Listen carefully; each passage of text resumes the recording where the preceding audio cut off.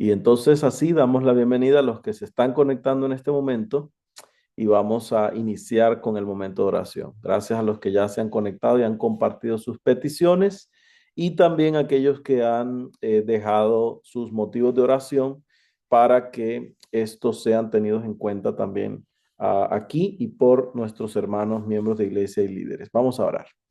Bendito Padre Celestial, alabado sea tu nombre. Pedimos en este momento tu gracia maravillosa que pueda ser abundante en nuestras vidas. Conoce los motivos por los cuales hemos estado orando, los nombres que han sido puestos en oración en esta semana.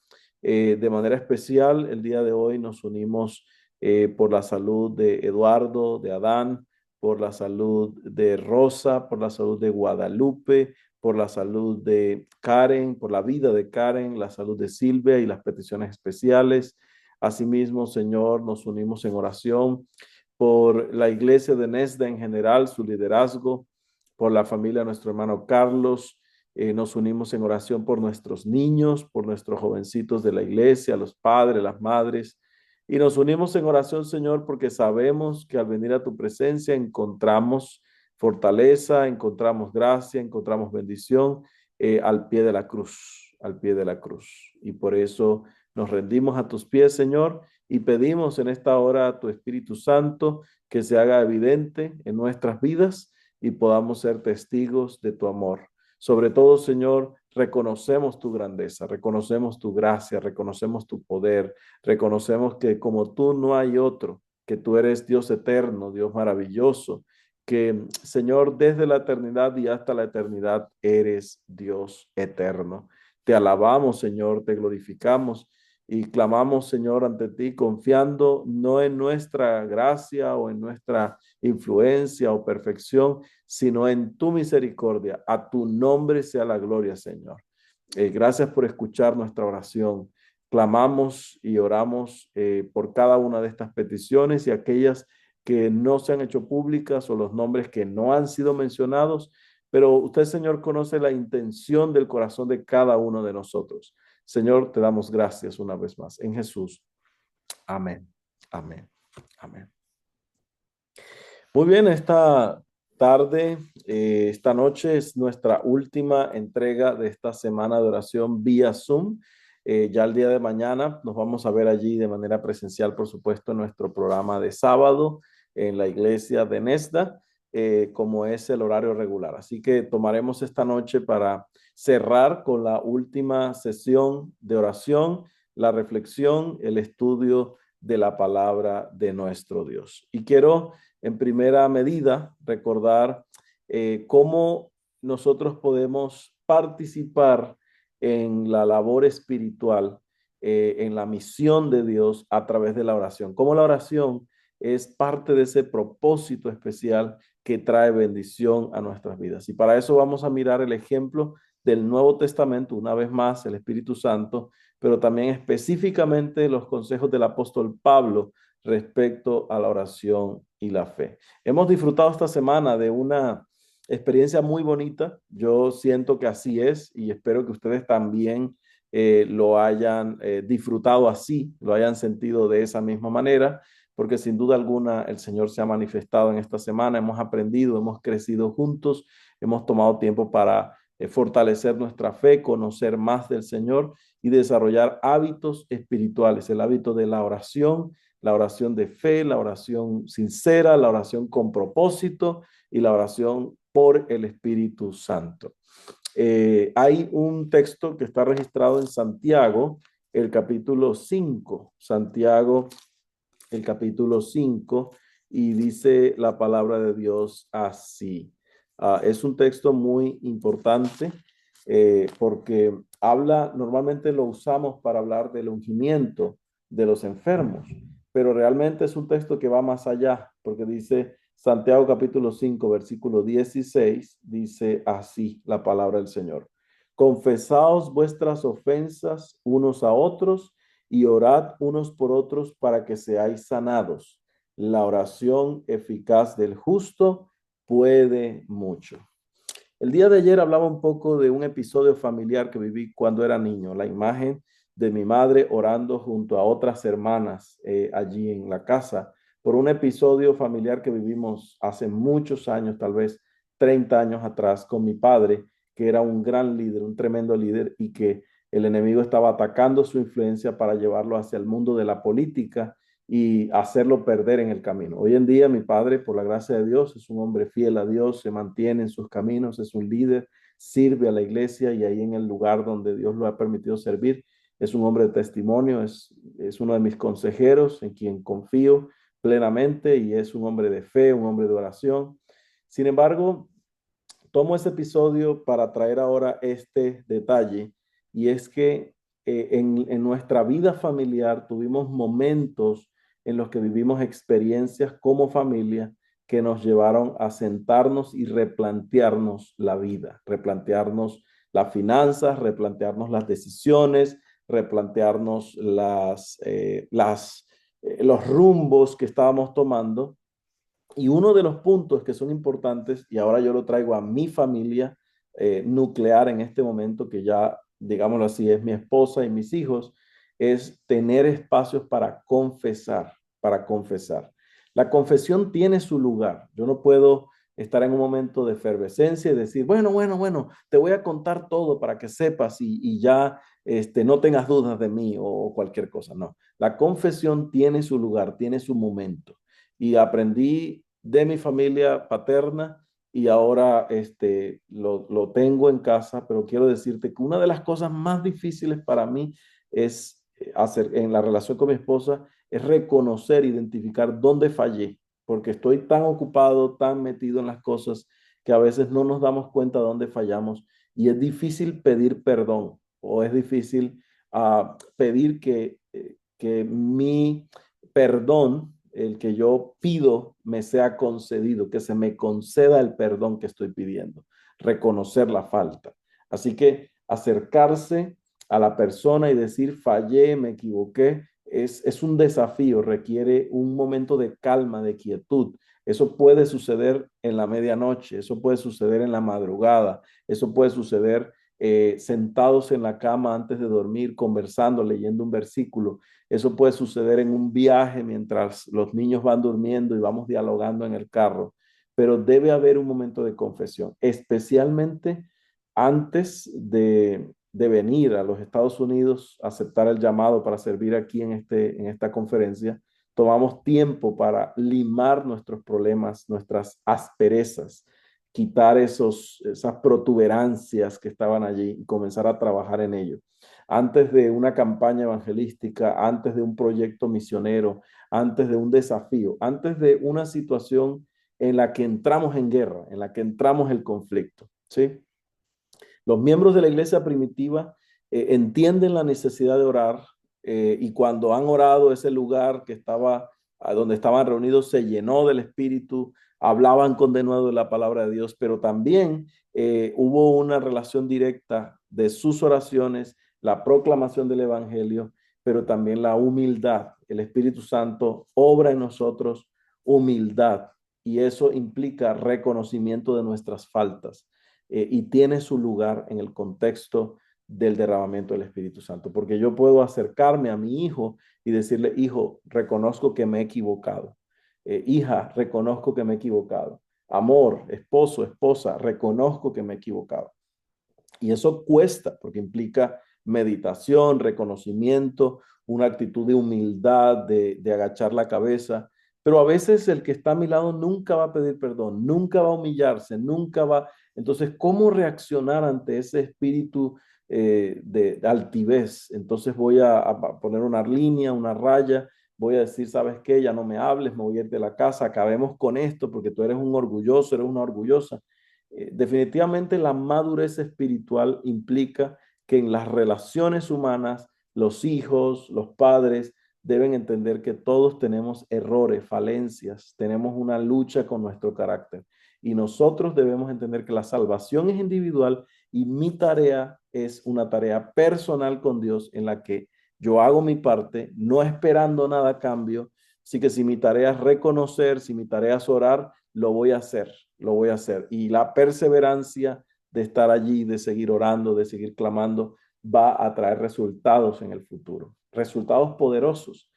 Y A veces Dios permite que la persona tenga que pasar por experiencias duras que lo sacuden en el polvo para tener que reconocer, sí, necesito de Dios, necesito de Dios. Nunca es tarde para tener ese reconocimiento, pero a veces las decisiones que alguien toma con esa rebeldía y con esa terquedad pueden llevar a la familia por un camino peligroso de consecuencias no deseadas.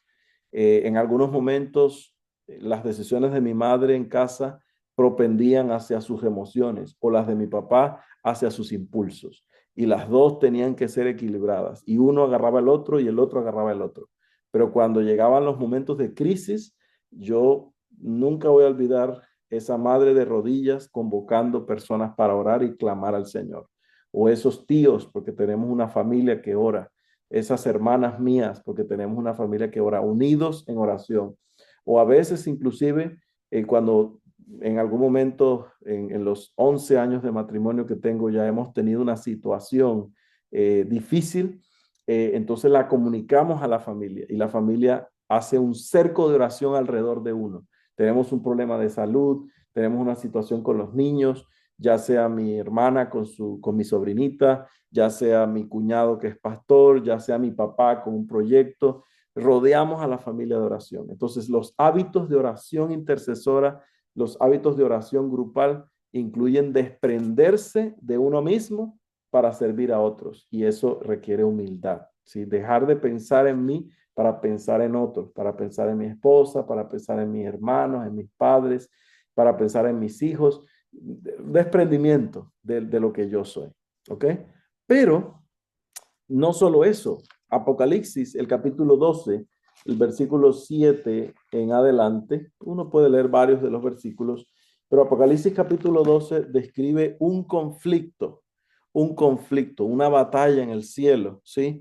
Hubo una gran batalla en el cielo. Miguel y sus ángeles luchaban contra el dragón y luchaban el dragón y sus ángeles, pero no prevalecieron y se halló lugar en el cielo y fue lanzado fuera el gran dragón, la serpiente antigua, que se llama el diablo y Satanás, el cual engaña al mundo entero y fue arrojado a la tierra y sus ángeles fueron arrojados con él.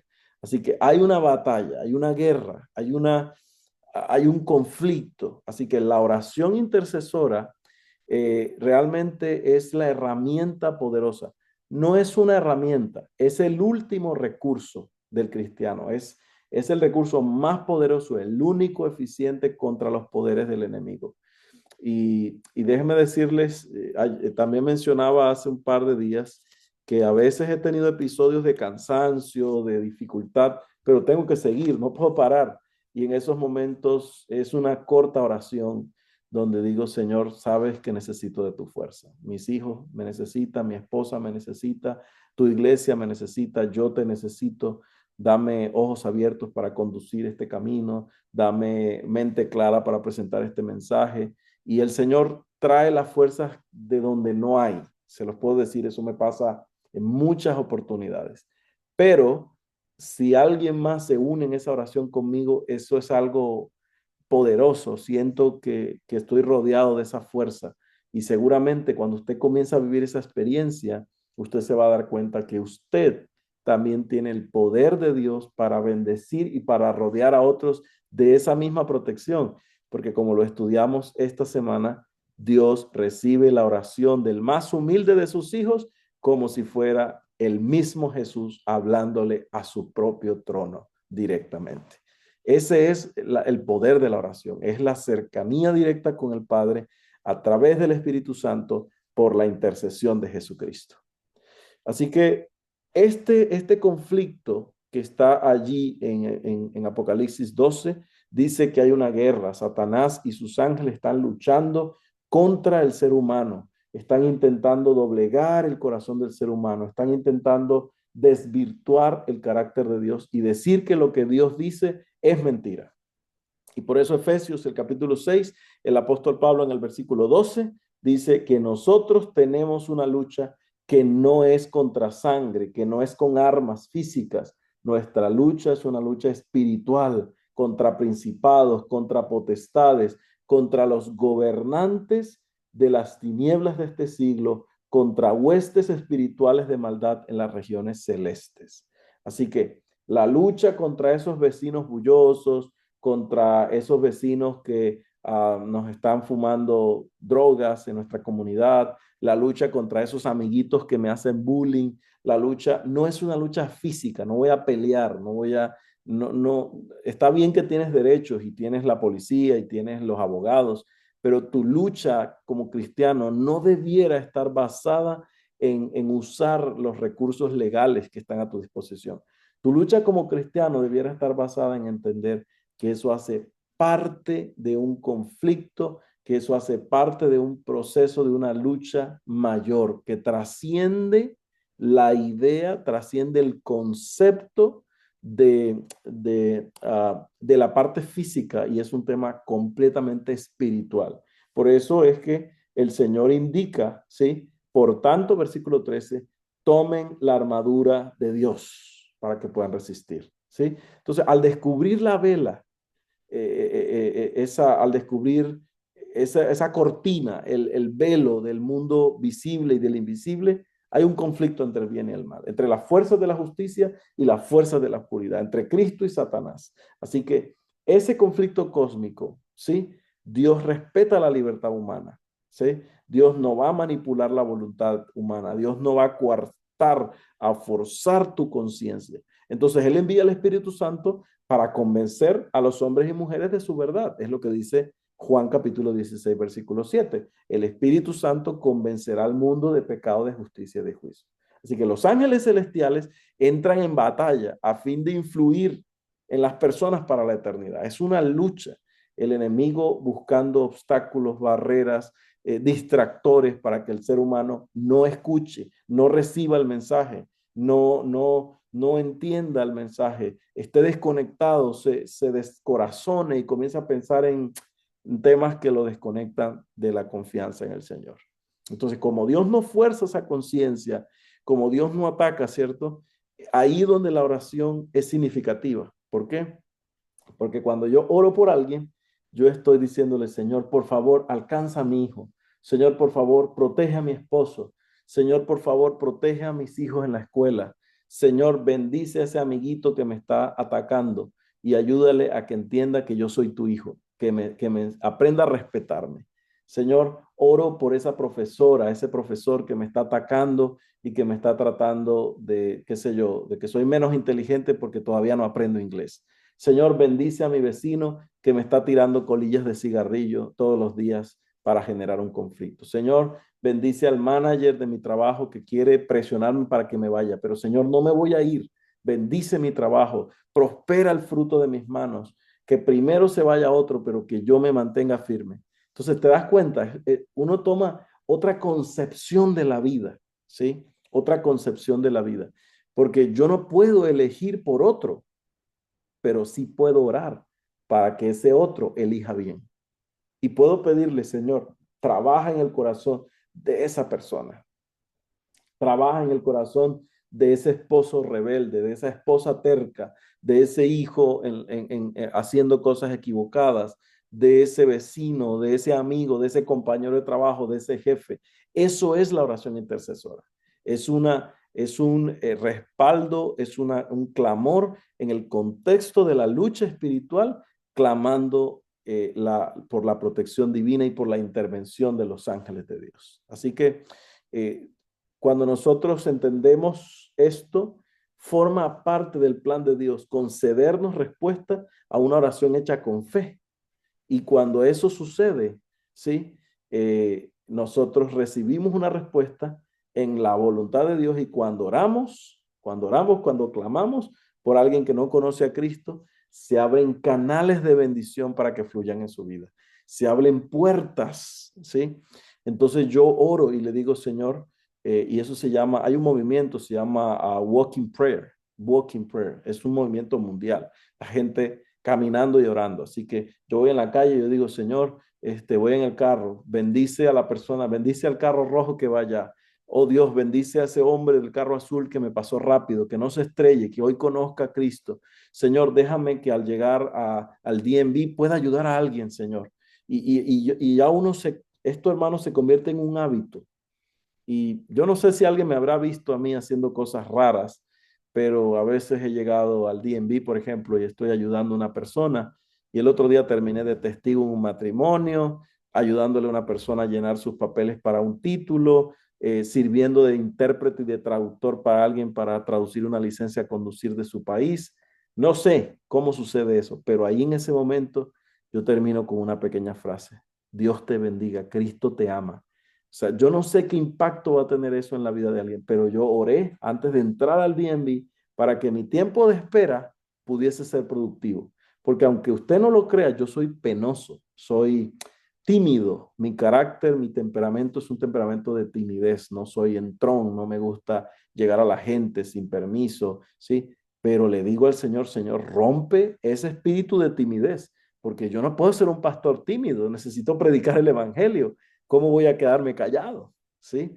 ¿Cómo voy a quedarme callado? ¿Cómo voy a mantener mi línea allí marcada y la gente necesitando escucharte? Dame fuerza, dame valor. Y si en algún momento hay que decir algo fuerte, esta mañana estaba hablando con una familia X y el Señor me puso en la mente, tienes que decirle a esa familia lo que está mal. Y el Señor me puso en la mente y le dije a esta persona, fulano de tal, su decisión en este momento puede poner en riesgo a su familia. Usted toma la decisión que desee, pero solo déjeme decirle que su decisión no está de acuerdo con la voluntad de Dios. Tal texto en tal lugar dice esto y yo debo hacerle saber a usted. Tome usted la decisión, estoy dispuesto para orar, pero solo quiero dejarle saber que ese no es el camino correcto. Y créame, hermanos, yo ahí lo que espero es un balde de agua que me van a tirar y me van a echar de la casa o me van a tirar el teléfono. Pero esa es la labor que el Espíritu Santo me pone en ese momento. Entonces, ¿cómo hacerlo, cierto? Si yo no sé cómo hablar, o sea, ¿qué le voy a decir? Me pueden denunciar, me pueden echar, me pueden cerrar la puerta, pero ahí el Señor pone las palabras oportunas. Ya lo diría el apóstol, ¿no? ¿Qué hemos de hablar? Como conviene, no lo sabemos, ¿sí? Pero el Señor nos ayudará a dar respuesta ante cuando se nos demande de la fe. Así que, hermanos, al tratar este tema de la oración intercesora, debemos reconocer humildemente que no entendemos el accionar de Dios por completo. No sabemos cómo es que Dios actúa, pero esto no debería impedirnos entrar más allá. Así que intente hacer eso. Yo le invito a que usted haga ese ejercicio de caminar orando, de hacer ese movimiento, de ir en su día a día orando, de llegar al trabajo, en el aseo que tiene que hacer, en la fábrica, en el restaurante, y llegar y comenzar a orar en su mente, Señor, bendíceme, Señor, mi compañero de trabajo es terrible, me está atacando, ayúdame, Señor, porque en ese conflicto, en ese proceso, nosotros vamos a entender que allí, hermanos, está el poder de Dios intercediendo entre esa relación y yo, porque yo soy el canal que Dios va a usar para bendecir a esa persona en ese momento. Yo no sé si esa persona volverá a tener una oportunidad de conocer a Jesús, sino a través de mí. ¿Sí? Les cuento una pequeña experiencia. Ayer pasé por la tienda mexicana allí en la ciudad de Crystal, Minnesota, y entonces estaba comprando unos plátanos verdes y entré a buscarlos y había un joven de aproximadamente unos 35, 40 años que llegó a la tienda y tenía un celular a todo volumen en una videollamada. Y había una dama del otro lado que le decía, es que tus palabras me ayudaron, es que tus palabras me hicieron entender que estaba equivocada. Gracias, manito lindo, Dios te bendiga, tú eres un ángel del Señor. Y yo escuché esas palabras de lejos y no podía dejar de oírlas, ¿sí? Tenía ganas de acercarme, a hablar con el muchacho, no sabía qué hacer. Y entonces lo que les digo, ¿no? Dije, Señor, ojalá pudiera, así sea, verlo a los ojos, para que un día en la eternidad yo pueda decir, te conozco, yo te vi ese día en la tienda mexicana y oré por ti. Y entonces hice una oración mental, es rápido, ¿no? Yo no me cierro los ojos y comienzo a orar, no. Dije, Señor, ojalá tuviera esa oportunidad de conectar con este joven. Y cuando la persona va saliendo y vamos pagando, él estaba uno o dos puestos delante de mí, se le cae un recibo, una factura de su bolsillo. Y yo dije, amén, gloria a Dios. Me agaché, la tomé, una factura de Subway, eso ni importaría tal vez. Le dije, joven, mira, se te cayó esto, ¿es tuyo? Oh, sí, muchas gracias. Y le dije, Dios te bendiga, eres un gran hombre de Dios. Y él, no sé qué pensaría, ¿no? Pero estábamos corriendo, yo me iba, él se iba y cruzamos. Ese rostro nunca lo voy a olvidar. Aquí se quedó marcado. Donde yo lo vuelva a ver otra vez, puedo saber quién es. Sí, lo voy a ver porque quedó grabado. Y ahora oraré por él en mi mente, lo tendré allí. Nunca voy a olvidar esa pequeña interacción. Pero lo que estoy buscando es que en mi contacto con alguien, la interacción del Espíritu Santo deje una huella en esa persona que lo acerque al Evangelio.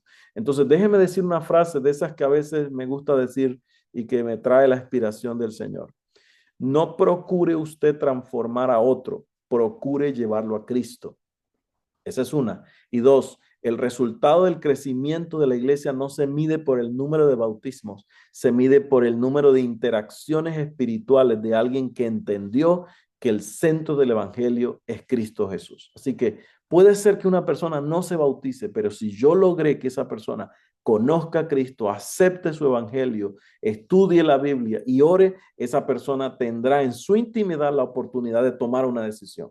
Y el día del juicio yo estaré libre delante del Señor porque esa persona ha recibido las herramientas espirituales para tomar una decisión. ¿Te das cuenta? Así que un niño puede ser un testimonio para sus compañeritos. Un joven en la universidad puede ser un testimonio para sus compañeros. Yo puedo ser cuando están cambiando el aceite de mi carro, cuando le están haciendo el cambio mecánico. Yo puedo decirle a alguien, Dios te bendiga, en una esquina. Yo les conté el otro día, probablemente, de un viejito, un señor mayor, que me impresionó. Estaba en una tienda, en una estación de servicio de gasolina, y iba a pagar cuando él llegó y me tocó por detrás y me dijo, God bless you, Jesus love you, God bless you, God bless you, God bless you. Y la señora salió corriendo, la que atendía allí, y le dijo, get out, shut up. Y lo sacó y le dijo, cállate, salte de aquí, no hables de Jesús. Y yo me impresioné, ¿no? Porque él me estaba hablando a mí. Y es un viejito, tal vez 85 años. Y cuando salió, lo veo hablándole a otro señor y diciéndole lo mismo. Jesus love you, God bless you, Jesus love you. Accept Jesus Christ in your heart. Acepta a Jesús en tu corazón, Jesús te ama, Dios te bendiga. Un viejito, un americano. Allí estaba en un carrito viejito, echando gasolina en la estación y diciéndole a la gente, Jesús te ama. No tenía un papelito, no había un teléfono, no lo invitó a una campaña, no lo invitó a una iglesia. El evangelio significa que la gente conozca a Jesús. No importa que no tenga acceso a la religión. Ojalá tenga acceso a la verdad para que estudie la Biblia. Pero si no lo lograra, la interacción en el bus, cuando voy en el transporte público, la interacción en el trabajo con los clientes, o las notas que escribo cuando mando una carta al IRS pagando mis taxes, ahí poniendo una nota fuera, Jesus love you, o poniendo ahí God bless you, o cualquier cosa, hermanos. Cuando haces los cheques personalizados que en el banco tuyo, de tu familia, pon una frase allí, ¿sí? Una frase, sé intencional. La vida espiritual es una vida intencional. Todo lo que hagas debiera reflejar que tú eres un hijo de Dios. Ese es el estilo de vida del cristiano, ¿sí? No es un tema que tiene que ver con corbatas y con predicación el sábado.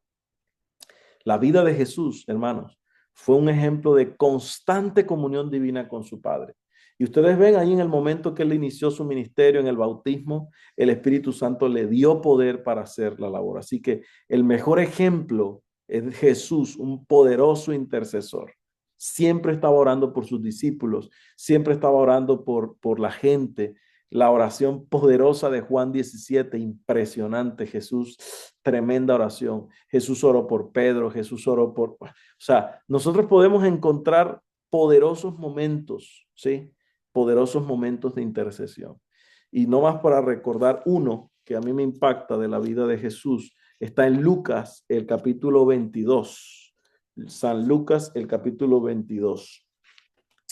Y Lucas, el capítulo 22, los versículos 31 al 34, revela una cara del conflicto impresionante, impresionante. Jesús le dice a Pedro, Simón, Simón, Satanás os ha pedido para zarandearos como a trigo, pero yo he rogado por ti para que tu fe no falte. Y tú, una vez vuelto, confirma a tus hermanos. Jesús le dice a Pedro, Satanás me ha pedido permiso para sacudirte y yo le di permiso. El Padre le ha dado permiso y yo estoy ahí, pero he orado por ti, Pedro, porque vas a ser sacudido. Satanás pidió permiso y le dimos permiso, ¿sí? Y en ese proceso, Pedro, yo he rogado por ti. He intercedido por ti para que tu fe no falte en ese momento de crisis cuando caigas. Y me encanta lo que dice el Señor. Le dice, y vas a caer, pero cuando vuelvas, por favor, confirma a tus hermanos. Así que antes de enfrentarse a la crisis, Jesús le dice a Pedro, he rogado por ti, he rogado por ti, he intercedido por ti. Como lo dice Hebreos, el capítulo 7, el versículo 25. Jesús intercede eternamente por los seres humanos, por sus hijos, constantemente. Es un proceso espiritual en el que Jesús está allí hoy en día en el santuario celestial. Pero es importante que nosotros entendamos que debemos poner nuestro énfasis, el foco de nuestra vida espiritual, debemos ponerlo en la oración. Y eso significa, mis hermanos, que nosotros debemos poner nuestra mirada constante allí, ¿sí? Señor, déjame, por favor, déjame mirar, déjame orar, déjame clamar. Estoy ahí enfocado, conectado y en esa conexión allí constantemente poder ver tu gloria. Y ahí está el primer libro de Samuel, el capítulo 12. Primer libro de Samuel, el capítulo 12. Y con esto quiero terminar. Primera de Samuel 12. Y fíjense cómo el versículo 22 al 24 habla en este discurso de Samuel al pueblo, versículo 22 al 24. Pero Jehová no desamparará a su pueblo por su grande nombre, porque Jehová ha querido haceros pueblo suyo. Así que lejos sea de mí que peque yo contra Jehová, cesando de orar por vosotros. Antes os instruiré en el camino bueno y recto. Solamente temed a Jehová y servidle de verdad con todo vuestro corazón, pues considerad cuán grandes cosas ha hecho Jehová por vosotros. Samuel, un hombre de oración, dice, sería un pecado dejar de interceder por el pueblo, por la iglesia. Saben, hermanos, yo reconozco que a mí me falta orar, que la atención de la iglesia, de los problemas, de las necesidades, me ha metido en un camino de actividades que me ha desconectado de una relación personal e íntima con Dios. Así que en respuesta a esos desafíos de una iglesia diferente en el tiempo de hoy, que tiene otro tipo de necesidades, yo he convertido mi día a día en mi escenario de oración, porque ya no tengo el tiempo de antes, cuando me sentaba horas en la mañana ahí sentado en una silla, en un escritorio. Ni siquiera tengo una buena oficina en mi casa, porque es muy pequeño el apartamento, ¿sí? Pero de alguna manera, tú necesitas convertir tu escenario de oración en el lugar donde estés. Si tú eres un electricista, si eres un trabajador de una empresa, si trabajas haciendo pizzas, si trabajas como delivery, si haces transporte de pasajeros o si trabajas haciendo aseo, necesitas convertir tu día a día en un escenario constante de oración, clamar, orar, escuchar el eco de la voz de Dios y permanentemente estar conectado con el Señor, completamente conectados, espiritualmente enfocados en la oración. Ahora quiero decirte, hermanos, la oración, voy a leer estos textos, permíteme leerlos aquí. Dos textos, uno está en el discurso maestro de Jesucristo, la página 74, 75, y el otro está en el libro El Camino a Cristo, la página 93 y 94. La oración no es expiación del pecado y de por sí no tiene mérito ni virtud. Todas las palabras floridas que tengamos a nuestra disposición no equivalen a un solo deseo santo. Las oraciones más elocuentes son palabrería vana si no expresan los sentimientos sinceros del corazón. La oración que brota del corazón ferviente, que expresa con sencillez las necesidades del alma, así como que pediríamos un favor a un amigo terrenal, esperando que él lo hará, esa es la oración de fe. Dios no quiere que nuestras frases sean una ceremonia, pero el clamor silencioso del que se siente quebrantado por la convicción de sus pecados y su debilidad llega al oído del Padre misericordioso. El Señor mismo, Jesús, cuando habitó entre los hombres, oraba frecuentemente. Nuestro Salvador se identificó con nuestras necesidades y flaquezas al convertirse en un suplicante que imploraba de su Padre nueva provisión y fuerza para avanzar vigorizado para el deber y la prueba.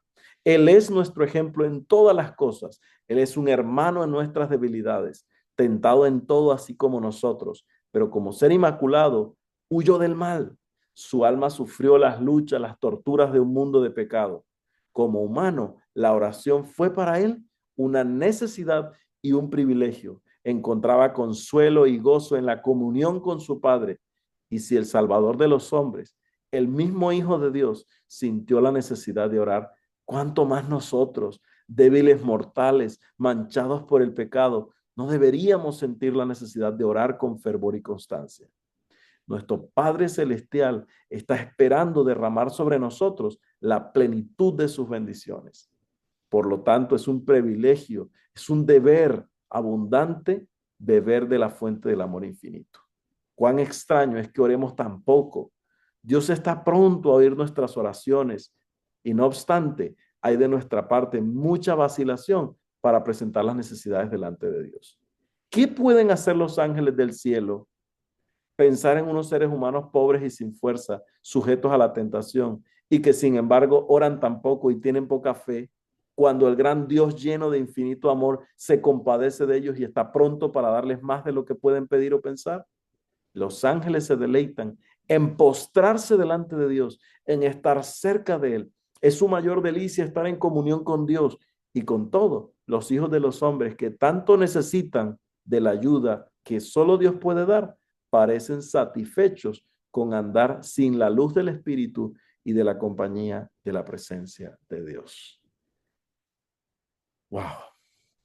Qué impresionante llamado del Señor es el que encontramos en su palabra. Yo quiero decirle, mi hermano, en esta hora, el Señor está con nosotros, llamándonos, hablándonos, dándonos la oportunidad una vez más de desarrollar una relación personal e íntima con Él a través de la oración. Y usted y yo, hermanos, tenemos el privilegio de entrar en esa intimidad de la relación con el Señor. Y hoy es un buen momento para firmar, sellar ese compromiso espiritual. Ha sido una linda semana. Hemos orado, hemos estudiado y hoy es un momento para sellar ese compromiso espiritual. Yo quiero invitarte en el nombre del Señor a responder esta pregunta allí donde estás, en tu celular, en tu computadora, en el televisor.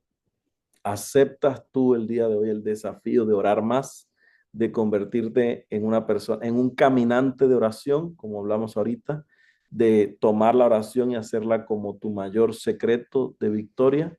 Si es así, el Señor te recompensará y ahí sí voy a usar una frase de los chicos, de los jóvenes: desbloquearás, vas a desbloquear los poderes que tiene el juego de la vida en la victoria de la gran batalla espiritual. La oración desbloquea los poderes que puedes adquirir para vencer cualquier situación que está a tu alrededor. Permíteme orar en este momento. Padre Celestial, reconocemos tu grandeza y tu poder. Y hoy, Señor, clamamos delante de ti por una bendición especial por tu iglesia de Nesda, por cada uno de los hermanos aquí presentes, amigos, y por la relación de todos aquellos que nos unimos a ti en este momento, reconociendo nuestra necesidad delante del cielo. Asimismo, Señor, hoy venimos para reconocer nuestra indignidad, nuestro pecado y la necesidad que tenemos de la influencia poderosa del Espíritu Santo. Despiértanos, Señor. Abre nuestros ojos para que la oración sea un recurso ilimitado para nosotros, que podamos aferrarnos y acceder a ese banco ilimitado de bendiciones que tú has dejado en el cielo a través de este simple pero poderoso recurso llamado la oración. Bendice a tu iglesia de Nesda, pero también a cada persona que ha recibido este mensaje en esta semana, las familias, nuestros hijos, nuestros jóvenes, aquellos que están sufriendo, aquellos que están pasando por necesidades, aquellos que están batallando en situaciones espirituales. Señor, gracias por este sábado que ha comenzado y pedimos, Señor, tu bendición, tu gracia y tu poder sobre cada uno de nuestros hermanos y nuestros amigos que han recibido este mensaje. Enséñanos a orar, enséñanos a desarrollar una experiencia cercana contigo y ayúdanos en nuestra debilidad. Te necesito, Señor. Sálvame, ayúdame y ayuda a mis hermanos para que juntos podamos desarrollar una experiencia de fe, aún en medio de las dificultades y los retos y los desafíos que enfrenta esta vida. Déjanos, Señor, vivir y caminar constantemente en tu presencia. En el nombre de Cristo Jesús. Amén, amén y amén. Amén. Hermanos, la gracia del Señor sea sobre ustedes, la bendición del Padre, del Hijo, del Espíritu Santo. Gracias por estar conectados estas noches, esta semana, y mañana nos veremos en la iglesia de Nesda, así que ya no va a ser por Zoom, por supuesto. Allí estaremos disfrutando del programa y en la hora del tema estaremos estudiando el último tema, la oración y el sufrimiento. Y vamos a hablar un poquito de cómo enfrentar la crisis de cada día a través de la oración. Así que les espero allí en la iglesia, nos vemos allí. Y para ustedes y para nuestros amigos que nos han acompañado en Facebook, en YouTube, aquí también las familias, para ustedes una bendición muy especial de nuestro Señor Jesucristo.